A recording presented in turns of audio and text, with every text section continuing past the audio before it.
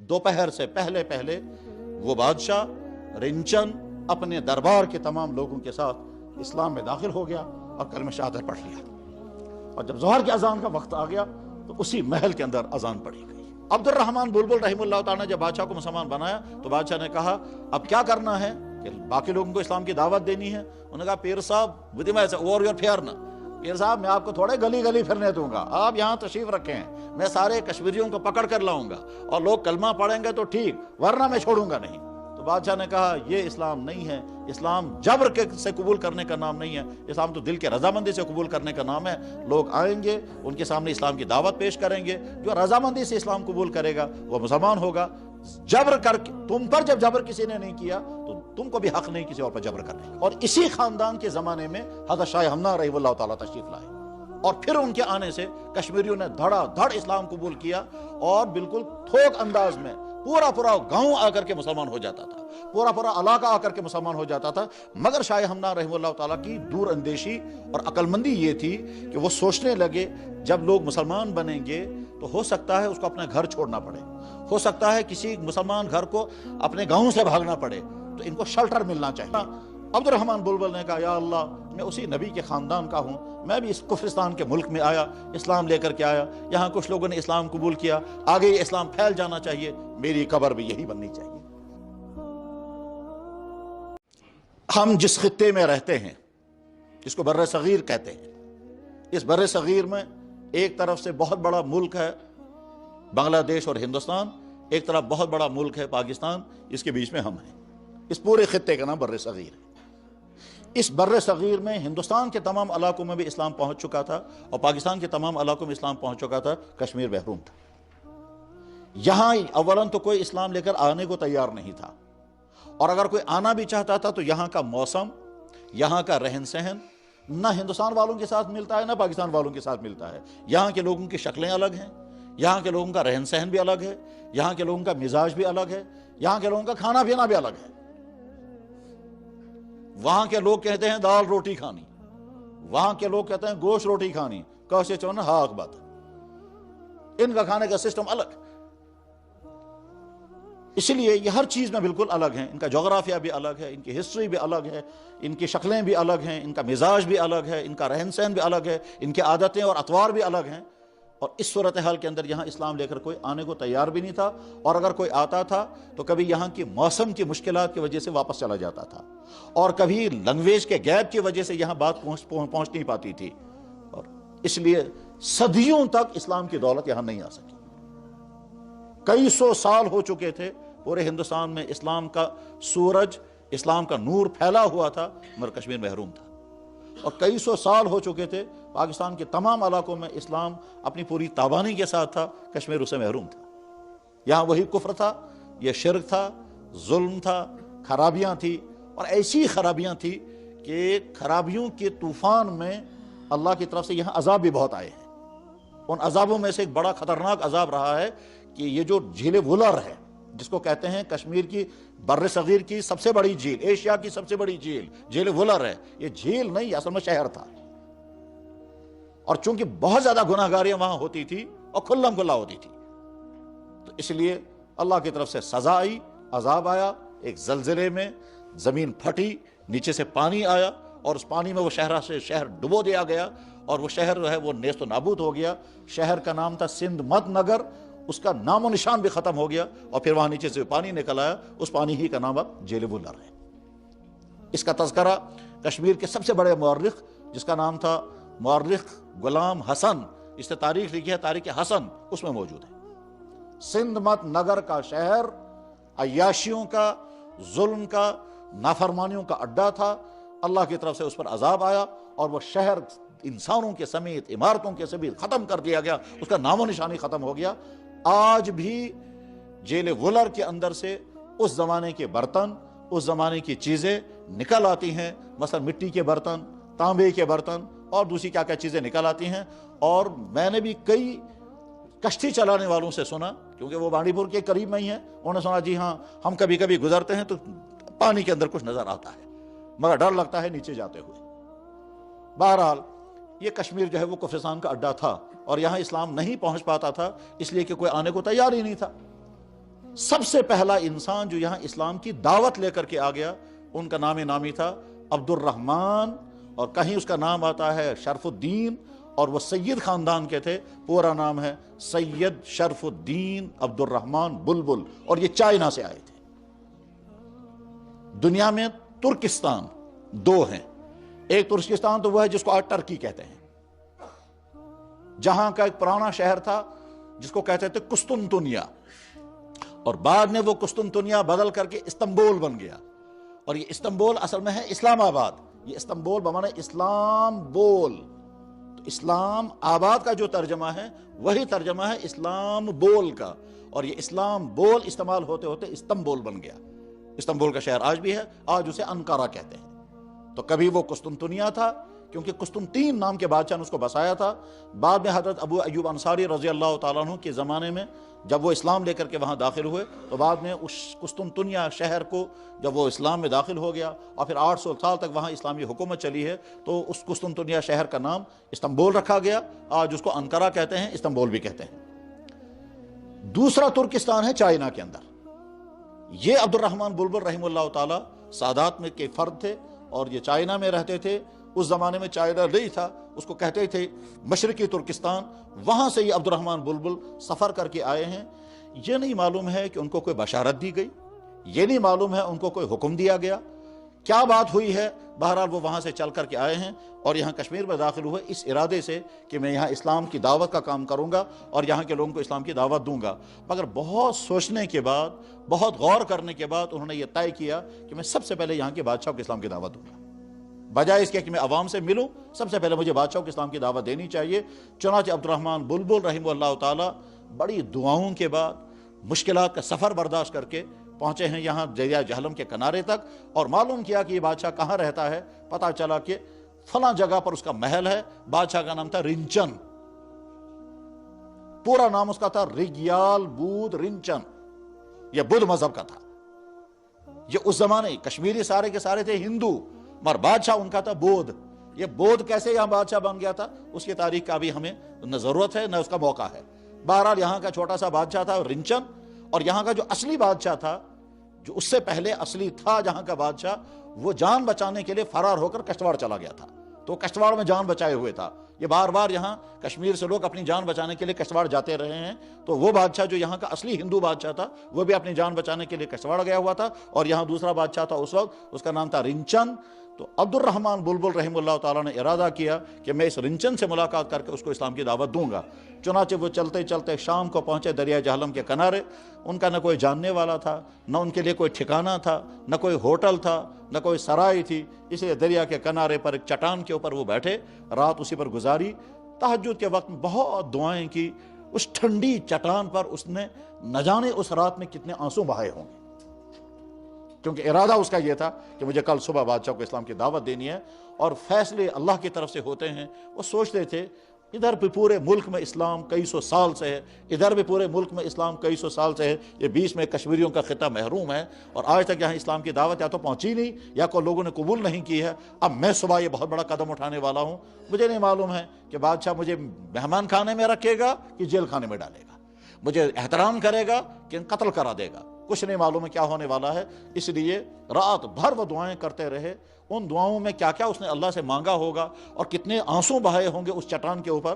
آج اگر وہ چٹان ہم کو ہاتھ آ جائے کتنی محبت کے ساتھ اس کو دیکھیں گے، اور کچھ لوگ تو شاید اس چٹان کو سجدہ بھی کر لیں گے، کیونکہ محبت میں انسان غلو کرتا ہے تو آگے حدود سے آگے نکل جاتا ہے۔ لیکن وہ چٹان کتنی یادگار چٹان ہوگی جس چٹان پر وہ آنسو بہائے گئے ہوں گے، اور جس چٹان پر کشمیر کی تاریخ میں پہلی اذان پڑی گئی۔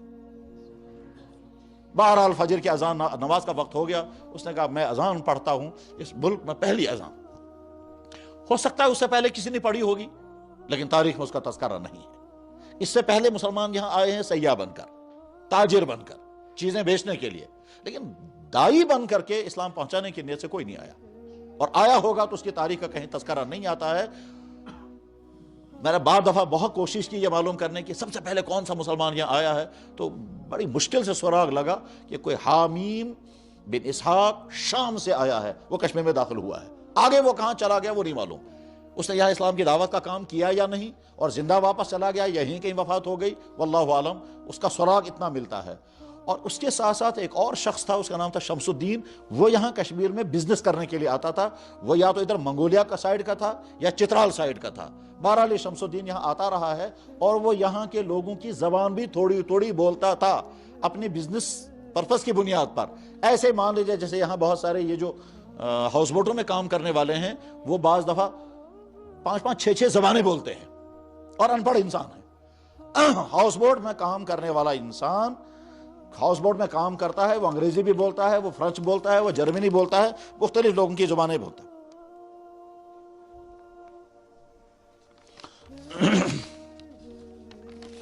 تو حضرت عبد الرحمن بلبل رحمہ اللہ تعالیٰ نے دعائیں کی اور دعائیں کرنے کے بعد پھر فجر کی اذان کا وقت ہو گیا تو انہیں اذان پڑھی. پاس میں رنچن کا محل تھا. عجیب اتفاق یہ ہے کہ وہ پوری رات رنچن تڑپتا رہا ہے، بے قراری تھی، اسے نیند نہیں آ رہی تھی اور ادھر سے کئی ساری پریشانیاں بھی تھی اسے، کیونکہ یہاں کے عوام جو ہے وہ ہندو ہیں اور وہ ہندو اس بادشاہ کو قبول کرنے کو تیار نہیں تھے. اسے ڈر تھا کہ میری حکومت کا تختہ نہ الٹ جائے اور اصلی بادشاہ اگر کشتار سے واپس آ گیا تو پھر میں شاید ٹک نہیں سکوں گا. یہ مختلف قسم کے ٹینشن اسے تھے اور ادھر سے وہ جو دعائیں وہاں ہو رہی تھی وہ دعائیں اس کو چین نہیں دینے دے رہی تھی، اس لیے وہ ساری رات تڑپتا رہا. اب جب صبح کے قریب کا وقت تھا، نیند اسے نہیں آئی تھی، وہ پریشان تھا، تو ادھر سے آواز آئی، وہ اذان کی آواز تھی. یہ سنتا رہا کہ یہ اذان کی آواز، یہ تو میں نے آج تک آواز سنی نہیں. اس نے بھجن سنے ہوں گے، بدھوں کے بھجن، ہندوؤں کے بھجن، یہ تو سنے تھے، لیکن یہ والا سٹائل، یہ والی آواز اس نے کہیں نہیں سنی تھی. وہ اٹھا، کھڑکی کھول کر کے دیکھتا رہا باہر اندھیرا تھا، کوئی چیز نظر نہیں آئی، لیکن ساری اذان اسے سنی.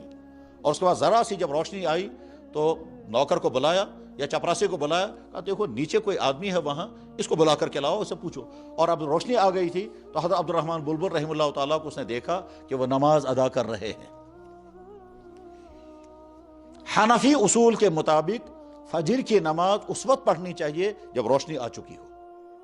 اور یہ اصول اس لیے ہے، ایک تو حدیث میں ہے جناب رسول اکرم صلی اللہ علیہ وسلم نے فرمایا اسفروا بالفجر فإنه اعظم للأجر، فجر کی نماز دیر سے پڑھو، جب روشنی آ جائے تب فجر کی نماز ادا کرو، ثواب زیادہ ہوگا. لیکن خود جناب رسول اکرم صلی اللہ علیہ وسلم فجر کی نماز پڑھتے تھے اذان کے فوراً بعد، 10 یا 15 منٹ کے بعد. صحابہ وہ بھی کہتے ہیں. حضرت عائشہ صدیقہ رضی اللہ عنہ کی حدیث بخاری شریف میں بھی ہے، ترمذی شریف میں بھی ہے کہ ہم مسجد نبوی میں نماز ادا کیا کرتے تھے صبح اندھیرے میں، اور نماز پڑھ کے واپس جب چلتے تھے تو کوئی کسی کو پہچان بھی نہیں پاتا تھا، اتنا اندھیرا ہوتا تھا. عورتیں چادروں میں لپٹی ہوئی گھروں کو جاتی تھی، کوئی نہیں پہچان پاتا تھا یہ کون ہے، کیونکہ اتنا اندھیرا ہوتا تھا. وجہ اس کی یہ ہے کہ جب تمام لوگ مسجد میں موجود ہوں تو فجر کی اذان کے فوراً بعد جماعت کرنی چاہیے، اور اگر لوگوں کے آنے میں دیر ہو تو فجر کی نماز دیر سے کرنی چاہیے تاکہ بڑی سے بڑی جماعت ہو جائے، مگر اتنی دیر بھی نہیں کرنی کہ آفتاب نکل آئے. عبد الرحمن بلبل رحمہ اللہ تعالیٰ چونکہ حنفی اور مسلک تھے، اس لیے انہوں نے سوچا کہ میں فجر کی نماز اذان کے بعد کافی دیر کے بعد ادا کروں گا جب تھوڑی سی روشنی آ جائے. اب روشنی آ چکی تھی، اس نے فجر کی نماز پڑھنی شروع کی. بادشاہ کھڑکی کھول کر دیکھ رہا ہے، کوئی بوڑھا انسان کبھی اوپر ہوتا ہے، کبھی نیچے ہوتا ہے، کبھی جھکتا ہے، کبھی سر زمین پر رکھتا ہے. وہ تو نہیں جانتا تھا یہ نماز ہے، یہ سارا دیکھتا رہا وہ. اس کے بعد پھر اس نے ایک چپراسی کو بھیجا، اس بوڑھے انسان کو بلا کر کے لاؤ. چنانچہ بوڑھے انسان کے پاس وہ چپراسی پہنچا، اس نے کہا آپ کو بلایا جا رہا ہے. تو کون بلا رہا ہے؟ کہ بادشاہ سلامت. تو عبد الرحمن بلبل کے احساسات اور جذبات عجیب ہو گئے کہ یا اللہ، پہلے تو مجھے فکر یہ تھے کہ مدینہ اندر آسنت کنہ، مجھے اندر اپائنٹمنٹ ملے گا بھی یا نہیں، اجنبی انسان، پردیسی انسان، جاننے والا کوئی نہیں، اور اس کے بعد پھر لینگویج کا گیپ الگ. تو اب تو وہیں سے مجھے بلایا جا رہا ہے، لیکن یہ نہیں معلوم ہے کہ میرے ساتھ سلوک کیا ہوگا. بس یا اللہ میرے ساتھ جو بھی سلوک ہو جائے، لیکن جس دین کو لے کر کے میں اندر جانا چاہتا ہوں اس میں مجھے کامیابی ملنی چاہیے. چنانچہ عبد الرحمن بلبل اندر داخل ہو گئے. اب وہ بادشاہ ان سے بات کرنا چاہتا ہے، بات سمجھ میں نہیں آتی ہے، اس کی لینگویج کچھ اور ہے اور عبد الرحمن بلبل رحمہ اللہ تعالیٰ کی زبان کچھ اور ہے. بادشاہ نے کہا ڈھونڈو کسی انسان کو جو کم سے کم ٹرانسلیشن کا کام کرے اور یہ بتائے یہ کیا کہنا چاہتا ہے اور ہے یہ کہاں کا آدمی. میں نے پہلے عرض کیا تھا کہ ایک شخص آتا تھا یہاں شمس الدین کے نام سے، اور وہ بزنس کرنے کے لیے آتا تھا. حسن اتفاق کہ شمس الدین اس وقت کشمیر میں موجود تھا. وہ آتا تھا چترال کے سائیڈ سے شاہتوس لے کر کے یہاں فروخت کرنے کے لیے.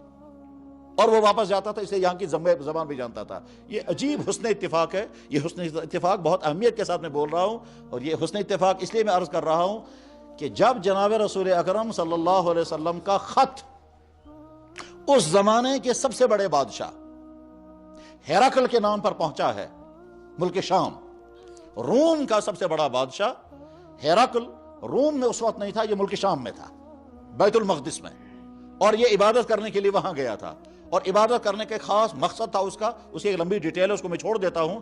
بہرحال ہیراکل جو اس زمانے کا سب سے بڑا بادشاہ تھا، یہ دو بادشاہ بڑے بڑے تھے، ایک ایران کا بادشاہ اور ایک روم کا۔ ایران کے بادشاہ کا نام تھا خسرو پرویز اور لقب تھا اس کا کسرا، اور روم کے بادشاہ کا نام تھا ہیراکل اور لقب تھا اس کا قیصر۔ تو قیصر اور کسرا، ان دونوں کے آپس میں جنگیں چلتی رہتی تھی، کبھی یہ حاوی ہو جاتا تھا، کبھی وہ حاوی ہو جاتا تھا۔ یہ وہ زمانہ تھا کہ جس میں قیصر کا پلہ بھاری تھا اور ایران کی حکومت جو ہے وہ کمزور پڑ گئی تھی ایک خطرناک جنگ کے نتیجے میں۔ تو اس خطرناک جنگ میں کامیاب ہونے کی وجہ سے قیصر نے یہ نیت کی تھی، میں پیدل بیت المقدس جاؤں گا، وہاں جا کر کے عبادت کروں گا، کیونکہ اللہ نے مجھے فتح عطا کی ہے۔ وہ پیدل سفر کر کے پہنچا تھا ملک روم سے ملک شام بیت المقدس، اور جناب رسول اکرم صلی اللہ علیہ وسلم کا مکتوب گرامی وہی بیت المقدس پہنچا۔ وہ خط سیرت کی تمام کتابوں میں بھی اور حدیث کی کتابوں میں بھی، بلکہ امام بخاری رحمہ اللہ تعالیٰ نے اس کو بخاری شریف میں نقل کیا پہلے ہی چپٹر میں۔ بخاری شریف کا پہلا چپٹر ہے وحی کا بیان، اس وحی کے بیان میں اس خط کو لائے ہیں۔ وہ اس خط کا وحی سے کیا تعلق ہے وہ یہاں کی بحث نہیں ہے، وہی سمجھنے کی چیز ہے کہ اس حدیث کو، اس خط کو وہ وحی کے چپٹر میں کیوں لائے، وحی کے ساتھ اس کا کیا جوڑ لگتا ہے۔ بہرحال جب جناب رسول اکرم صلی اللہ علیہ وسلم کا وہ خط وہاں پہنچا ہے تو بادشاہ نے کہا جس آدمی کی طرف سے یہ خط آیا ہے اس آدمی کے متعلق مجھے معلومات کرنی ہے، یہ کون ہے، کس مزاج کا ہے، اخلاق کیسے ہیں، رویہ کیسا ہے، رہنے والا کہاں کا ہے، خاندان کیسا ہے، یہ ساری معلومات مجھے ہونی چاہیے، مگر معلومات شام میں کون دے گا۔ تو اس نے کہا دیکھو بازار میں کوئی ملک عرب کا کوئی آدمی اگر ملے گا تو اسے لے آؤ۔ حسن اتفاق یہ اس زمانے میں جو حضور کا جب سب سے بڑا دشمن تھا وہ ابو سفیان تھا، ابو سفیان ملک شام میں موجود تھا۔ چنانچہ ابو سفیان کو بلایا گیا پورے قافلے کے سمیت کہ آپ کو بادشاہ بلا رہے ہیں۔ وہ حیران بھی ہو گیا، آج تک تو ہم سوچ بھی نہیں سکتے تھے بادشاہ سلامت ہمیں بلائیں گے، وہ بھی قیصر اور کسرا، عرب کے لوگ تصور بھی نہیں کر سکتے تھے اس طرح کے بڑے بادشاہوں کے دربار میں پہنچنے کا۔ اب حیران بھی ہو گیا، تو بہرحال ابو سفیان اب دربار میں پہنچا پورے قافلے کے سمیت، اور اس وقت بادشاہ نے بیچ میں ٹرانسلیٹر کھڑا کیا، ترجمان۔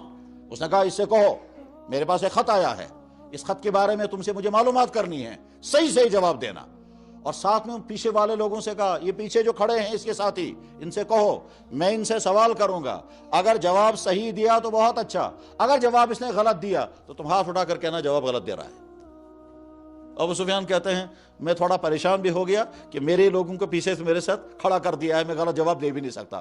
اس کے بعد پھر ہیراکل بادشاہ نے پورا انٹرویو لیا، 11 سوالات کیے، اور وہ سب حضور کی ذات کے متعلق، یہ نبی کیسا ہے، خاندان کیسا ہے، رویہ کیسا ہے، اخلاق کیسا ہے، کیسے لوگ اسلام قبول کرتے ہیں، کن چیزوں کا حکم دیتا ہے، مخالفتیں کتنی ہوئیں، جن لوگوں نے اسلام قبول کیا ان میں سے کوئی واپس آیا بھی یا نہیں، کسی نے اسلام قبول کرنے کے بعد یہ تو نہیں کہا یہ غلط دین ہے، کسی پر ظلم ہوا وہ واپس آیا یا نہیں۔ اس طرح سے 11 سوالات کیے، اور 11 سوالوں کا جواب ابو سفیان دیتا رہا۔ اس کے بعد پھر ہیراکل نے کہا تھا جواب میں کہ یہ تو مجھے معلوم تھا کہ نبی آنے والا ہے، لیکن یہ نہیں معلوم تھا کہ وہ عرب میں آئے گا، اور جو کچھ تم نے جواب میں کہا ہے اگر یہ سارا صحیح ہے تو اس کے بعد پھر اس نے کہا اب اس ملک کا اور اس زمین کا مالک وہی بننے والا ہے۔ پھر اس نے کہا میں پوری کوشش کروں گا اس تک پہنچنے کی، میں پوری کوشش کروں گا اس سے ملاقات کرنے کی۔ پھر جملہ اس کا ہے، بخاری میں حدیث ہے، لو وصلت عنده لغسلت عن قدمه، اگر میں اس تک پہنچ سکا تو اس کے پاؤں کو دھوؤں گا۔ کاسے چوانا بچمس کور چلت خبر چھلمچا آستان کہیں اس کے نا یا گرمچا کہیں اس کے، مگر کہتے ہیں بچمس کور چلت۔ بادشاہ کہہ رہا ہے لو وصلت عنده لغسلت عن قدمه، اگر میں اس بادشاہ اس نبی تک پہنچ گیا، پہنچنے میں کامیاب ہو گیا تو میں اس کے پاؤں کو دھوؤں گا۔ اس کے بعد پھر وہ خط وہاں نقل ہوا ہے جو جناب رسول اکرم صلی اللہ علیہ وسلم کا مکتوبی گرامی تھا۔ تو جیسے ابو سفیان وہاں مل گیا حضور کا تعارف کرانے کے لیے، باوجود کہ ابو سفیان حضور کا دشمن تھا، اسی طرح سے یہاں ٹرانسلیٹر مل گیا، کون؟ شمس الدین۔ تو اب بادشاہ رنچن سامنے ہیں، ادھر سے بزرگ ہیں سید عبد الرحمن بلبل، اور ٹرانسلیٹر بیچ میں کھڑا ہے شمس الدین۔ اب بادشاہ اس سے پوچھتا ہے اس سے پوچھو یہ آیا کیوں ہے، یہ ہے کہاں کا، یہ کہتا کیا ہے، اور وہاں سڑک وہاں پتھر پر کیا کر رہا تھا۔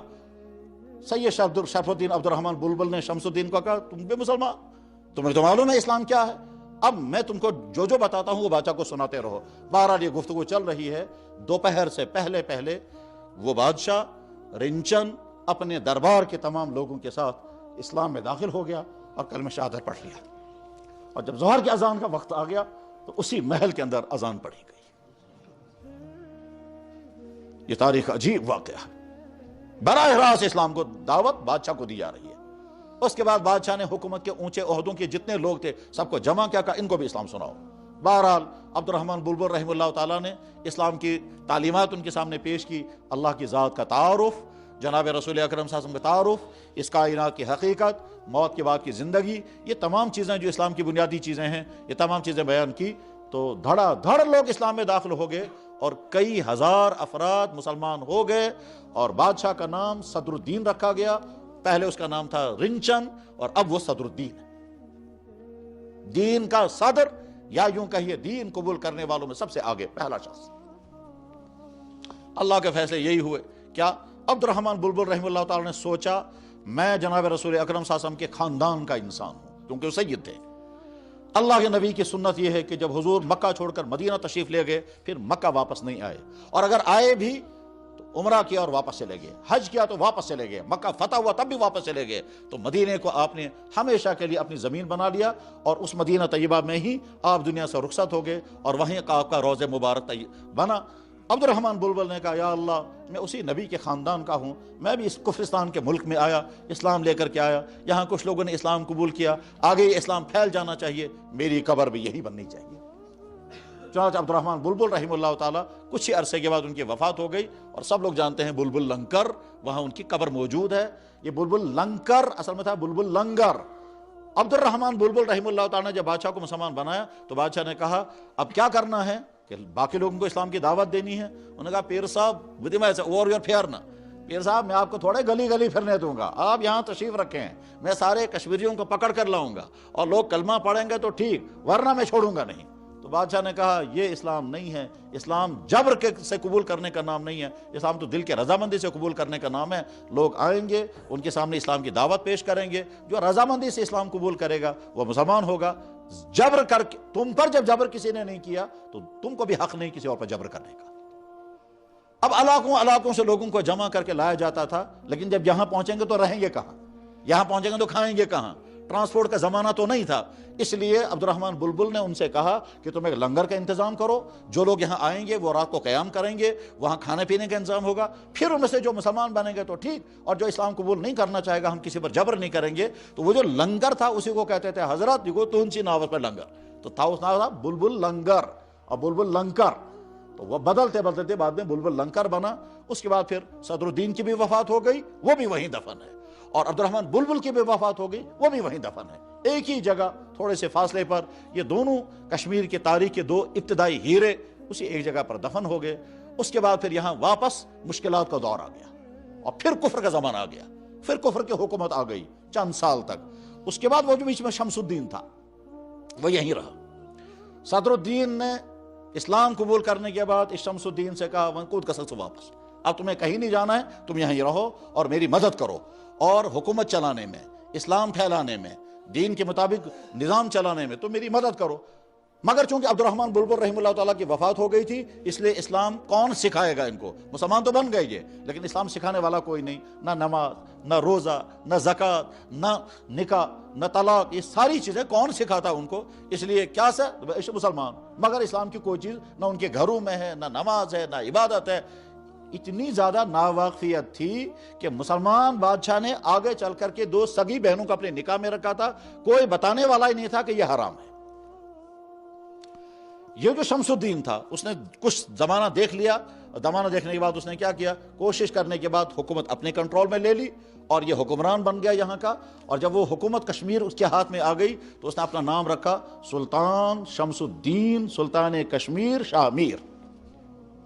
یہی شاہ میر ہے وہ جس کے خاندان نے 250 سال کشمیر میں حکومت کی تھی، اور اسی خاندان کا ایک آدمی تھا سلطان زین العابدین بڑشاہ، سلطان سکندر شاہ، سلطان علاء الدین وغیرہ وغیرہ، اور اسی خاندان کے زمانے میں حضرت شاہ ہمنہ رحمہ اللہ تعالیٰ تشریف لائے، اور پھر ان کے آنے سے کشمیریوں نے دھڑا دھڑ اسلام قبول کیا اور بالکل تھوک انداز میں پورا گاؤں آ کر کے مسلمان ہو جاتا تھا، پورا علاقہ آ کر کے مسلمان ہو جاتا تھا۔ مگر شاہ ہمدان رحمہ اللہ تعالیٰ کی دور اندیشی اور عقل مندی یہ تھی کہ وہ سوچنے لگے جب لوگ مسلمان بنیں گے تو ہو سکتا ہے اس کو اپنا گھر چھوڑنا پڑے، ہو سکتا ہے کسی مسلمان گھر کو اپنے گاؤں سے بھاگنا پڑے، تو ان کو شیلٹر ملنا چاہیے، ان کے لیے کوئی جگہ ہونی چاہیے جہاں یہ آ کر قیام کر سکیں، جہاں ان کے کھانے کے انتظام ہو، جہاں ان کی دینی تربیت کا انتظام ہو۔ اس غرض کے لیے انہوں نے خانقاہ معلیٰ تعمیر کی تھی۔ خانقاہ معلیٰ در حقیقت اسلام قبول کرنے والے لوگوں کے لیے شیلٹر تھا، جہاں ان کی روحانی تربیت بھی ہوگی، جہاں ان کو دین بھی سکھایا جائے گا، جہاں ان کو کام بھی سکھائیں گے، جہاں ان کے رہنے کا انتظام بھی ہوگا۔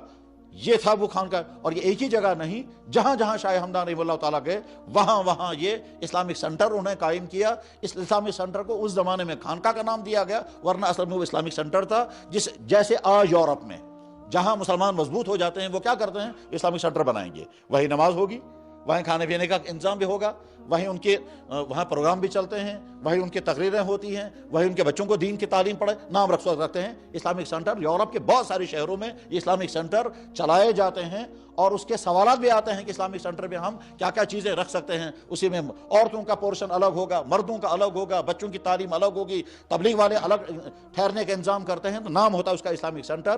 اس کو پچھلے زمانے میں کہتے تھے خانقاہ۔ اس خانقاہ میں یہ ساری چیزیں ہوتی تھی، ان کو کلمے بھی سکھاتے تھے، نماز بھی سکھاتے تھے، روحانی تربیت بھی ان کی ہوتی تھی، ذکر و اذکار بھی سکھاتے تھے، کام بھی سکھاتے تھے، اور آگے چل کر ان کے جن کے رشتے نے ان کے رشتوں کا انتظام بھی ہوتا تھا۔ یہ سارا نظام اسی جگہ سے چلتا تھا۔ بہرحال شاہ ہمدان رحمہ اللہ تعالیٰ کے بعد اگلی تاریخ میں کشمیر کے جن بزرگوں کے بڑے احسانات ہیں کشمیر پر، انہی میں حضرت شیخ نور الدین ولی، انہی میں بابا زین الدین کشتواڑ کے رہنے والے ایک بزرگ تھے، اور وہ حضرت شیخ نور الدین ولی کے پاس آئے۔ اور اس زمانے میں پریشانی کھڑی ہو گئی تھی کہ کچھ زبردست صاحب علم پنڈت اسلام پر اعتراضات کرتے تھے، ان کا جواب دینا مشکل تھا، تو بابا زین الدین نے ان پنڈتوں کا جواب دیا، ان کے ساتھ وہ مناظرے کرتے تھے اور اسلام کی حقانیت کو ثابت کرتے تھے۔ تو یہ ایک پورا گروپ تھا، بابا پیام الدین، بابا نصیب الدین، بابا زین الدین، اور بھی کئی حضرات تھے۔ ان تمام حضرات کی ان قربانیوں کا نتیجہ یہ نکلا کہ اسلام یہاں پھیلا، مستحکم ہوا اور چلتا رہا، اور اس کے بعد پھر اگلے دور میں آ کر کے مسائل بھی پیدا ہو گئے اور اسلام یہاں کمزور ہو گیا علم کے اعتبار سے۔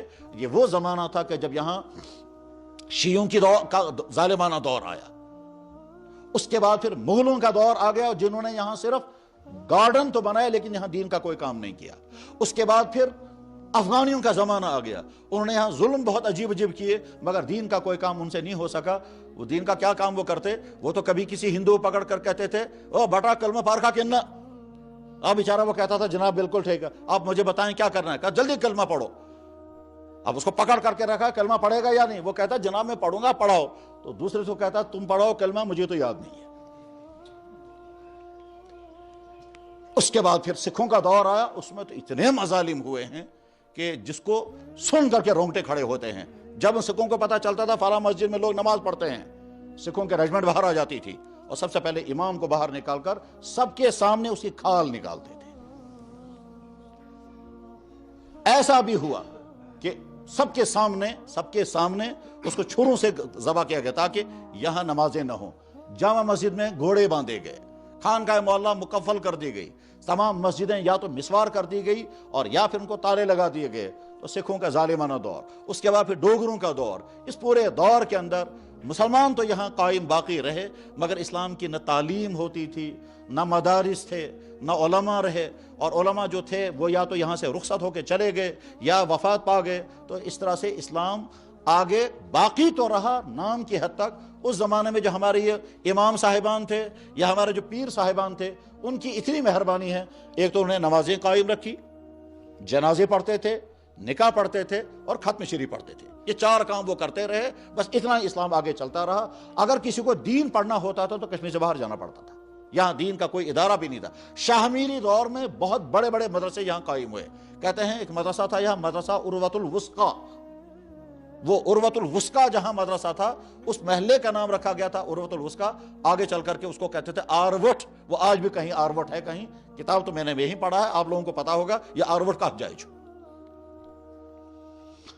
عالم ایسے ایسے یہاں پیدا ہوئے کہ پورے بر صغیر میں ایسے عالم نہیں تھے۔ چنانچہ حضرت مجدد الفسانی رحمت اللہ علیہ، جس نے بر صغیر کو میں اسلام کو اس وقت بچایا جب خود مسلمانوں نے اسلام کو ختم کرنے کا فیصلہ کر لیا تھا اور حکومت کی سطح پر فیصلہ کیا تھا۔ وہ تو بڑی بھیانک تاریخ ہے۔ اکبر بادشاہ نے اپنے غلط کار علماء کے مدد سے پورے ہندوستان کیا پورے بر صغیر میں اسلام کے ختم کرنے کا فیصلہ کیا تھا اور ہندو مذہب کو لاگو کیا تھا۔ اور ایسے سے ابھی کچھ دنوں پہلے میں نے پڑھا، کہنے لگا کوئی شخص آیا اکبر بادشاہ کے پاس، کہنے لگا جناب یہ جو گائے ماتا ہے، اس گائے ماتا کا احترام ہونا چاہیے۔ انہوں نے کہا بالکل ہونا چاہیے، مگر اس کے لیے کوئی آرڈر بھی ہونا چاہیے۔ کہنے لگا جناب آج رات وہی نازل ہوئی مجھ پر۔ وہ کہتا ہے آج رات مجھ پر وہی نازل ہوئی اور وہ آپ کے لیے وہی آئی ہے۔ سناؤ وہی کیا ہے؟ کہتا جی وہی یہ آئی ہے۔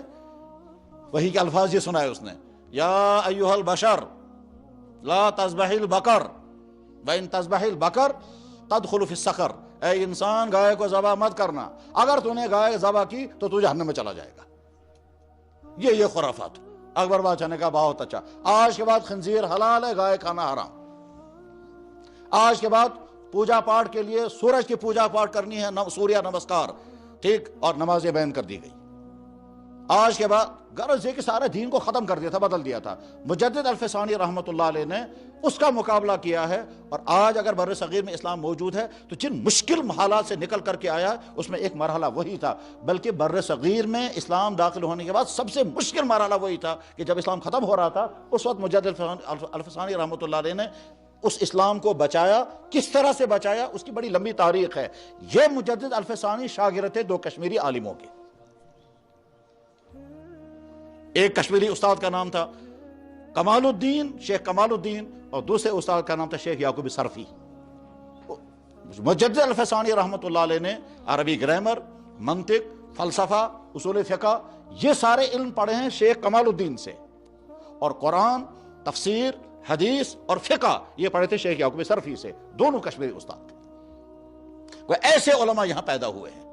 ان بڑی شخصیات میں سے ایک بڑی شخصیت تھی بابا نصیب الدین غازی کی بھی، جو یہاں قیام پذیر رہے ہیں، انہوں نے یہاں عبادتیں کی ہیں، یہاں انہیں اوقاف کیے تھے، اپنی عبادت گاہ کو بطور مسجد کے انہوں نے وقف کر دیا تھا۔ اور یہ دراصل سلسلہ یہ تھا، مزاج اس وقت یہ تھا کہ جو آدمی تیار ہوا وہ کسی علاقے میں جا کر کے چاہتا تھا اس علاقے کے لوگوں کو میں اسلام سکھاؤں گا۔ بالکل آپ کے قریب میں یہ مسجد ہے بابا داؤد مشکاتی، عجوبہ ہے تاریخ کا کہ ایک انسان ہے، یہ حج کرنے کے لیے گیا، وہاں اس نے کتاب دیکھی مشکات شریف، وہ حیران ہو گیا، حدیث کی کتاب ہے، ہم نے تو سنا بھی نہیں نام اس کا، ہم تو کشمیر میں سوچ بھی نہیں سکتے اس کو۔ تو جس آدمی کے پاس وہ کتاب تھی اسے کہنے لگے جناب یہ کتاب مجھے دے دو، میں کشمیر لے جاؤں گا۔ اس نے کہا میرے پاس ایک ہی نسخہ ہے اور یہ بھی ہاتھ کا لکھا ہوا ہے، اس زمانے میں پرنٹ نہیں ہوتا تھا، یہ میں تمہیں کیسے دے سکتا ہوں؟ اس نے کہا جناب میں اس کو نوٹ کرتا، مگر نوٹ کرنے کے لیے تو بہت وقت چاہیے اور میں نوٹ نہیں کر سکوں گا، تو ایک کام کر سکتے ہیں آپ 2-3 دن کے لیے، چند دن کے لیے مجھے دے دیں۔ کہنے لگا ہاں ٹھیک ہے، تم مجھے لگتے ہو امانت دار انسان ہو تو چند دن کے لیے مطالعہ کرنے کے لیے لے جا سکتے ہو۔ بابا داؤد کہتے ہیں میں جب کتاب لے کر کے آیا تو میں سوچا مجھے مطالعہ کرنا چاہیے، یہ زبان یاد کرنی چاہیے، مطالعہ کر کے کچھ حدیثیں یاد رہیں گی، کچھ بھول جائیں گی، مجھے زبان یاد کرنی چاہیے۔ چنانچہ حرم شریف میں اس نے مشکات شریف زبانی یاد کرنی شروع کی اور صرف 1 ہفتے کے اندر ساری مشکات شریف زبانی یاد کر لی۔ اور اس کے بعد جب واپس آئے ہیں وہ تو ان کا نام یہ رکھا گیا بابا داؤد مشکاتی۔ مشکاتی مطلب جس کو مشکات شریف زبانی یاد ہے۔ ایک بزرگ تو کشمیر کی تاریخ کو اترے بابا داؤد خاکی، ان کو کہتے تھے یہ ابو حنیفہ ثانی ہیں۔ ابو حنیفہ ثانی کا مطلب یہ ہے کہ اسلامی قانون بنانے کے لیے، فقہ مرتب کرنے کے لیے جیسا علم ہونا چاہیے، امام ابو حنیفہ رحمہ اللہ تعالیٰ کے پاس ویسا علم تھا۔ اس کے بعد کشمیر کی تاریخ میں اس شخص کے پاس ویسا علم تھا۔ یہ تو کبھی کبھی تاریخ کے طور پر بھی کہا جاتا ہے، لیکن بہرحال یہ بابا داؤد خاکی رحمہ اللہ تعالیٰ یہاں کے شیخ الاسلام تھے، یہاں کے سب سے بڑے مفتی بھی تھے، سب سے بڑے قاضی بھی تھے، اور اس کے بعد پھر وہ بیعت ہو گئے تھے حضرت مخدوم صاحب سے، اور حضرت مخدوم صاحب رحمہ اللہ تعالیٰ ان کی روحانی تربیت کی تھی۔ بہرحال کشمیر کی تاریخ کے ان بزرگوں کی حالات پڑھنے چاہیے، ان کے کارنامے، ان کا مزاج، ان کے عبادت کا طریقہ جتنا زیادہ پڑھیں گے اس سے ہمارے دل میں قدر آئے گی یہ اسلام کن کن قربانیوں سے ہم تک پہنچا ہے، اور اس میں بعض عجیب عجیب واقعات بھی آتے ہیں۔ بعض دفعہ تو انسان سوچتا ہے خدا جانے بات صحیح بھی ہے یا نہیں۔ مورخ حسن نے لکھا کسی مسجد میں ایک امام تھا اور وہ جوان تھا اور بہت خوبصورت تھا اور وہ بے نکاح کے تھا۔ محلے میں کوئی خاتون تھی جس کا شوہر کہیں سفر میں گیا ہوا تھا اور وہ بہت دن اپنے شوہر کا انتظار کرتے کرتے تنگ آ گئی تھی۔ ایک دن اس نے سوچا اور کوئی نہیں، اسی امام کو میں گھر لے جاؤں گی۔ چنانچہ اس امام کو اس نے گھر بلایا اور کھانا وانا کھلایا، اس کے کھاتے تواضع کی. اس کے بعد پھر اس عورت نے کچھ ایسے اشارے کیے جس سے امام سمجھ گیا کہ یہ تو مجھے گناہ کی بات کہہ رہی ہے. اس نے نکلنا چاہا تو اس عورت نے کہا گیٹ بند ہے، وہاں تالا لگا ہوا ہے، باہر نہیں جا سکتے. اس امام نے سوچا کہ اس کا مطلب یہ ہے کہ میرا کردار داغدار ہو جائے گا، مجھے تو گناہ میں مبتلا ہونا ہے، مجھے اپنے آپ کو گناہ سے بچانے کے لیے کیا کرنا چاہیے. جب اس کو اور کوئی طریقہ سمجھ میں نہیں آیا تو اس عورت سے پوچھا کچن کہاں ہے؟ اس نے کہا یہاں ہیں. وہ عورت سوچا یہ کوئی پانی وانی پینے کے لیے جائے گا، تو آج وہاں گیا اور وہاں سے چھری اٹھا کر کے لایا اور اپنے پیشاب کی جگہ کو کاٹ دیا. نہ رہے بانس نہ بجے بانسری. اس کے بعد خون نکل رہا ہے اور وہ اندر آ گیا عورت کے بعد. اس نے کہا نکل جاؤ، دفع ہو جاؤ. اپنے کردار کو بچانے کے لیے امام نے یہ بھی کیا. مورخ حسن نے، تاریخ حسن نے یہ واقعہ لکھا ہے، آپ جب بھی پڑھنا چاہیں گے اس میں پڑھ سکتے ہیں. واللہ عالم یہ واقعہ صحیح ہوا لیکن کتاب میں لکھا ہے. غرض یہ کہ یہ ہے ہماری روشن تاریخ. اس روشن تاریخ کا نتیجہ ہے کہ ہم تک یہ اسلام کی دولت پہنچی. اللہ نے ہم کو یہ انعام عطا فرمایا.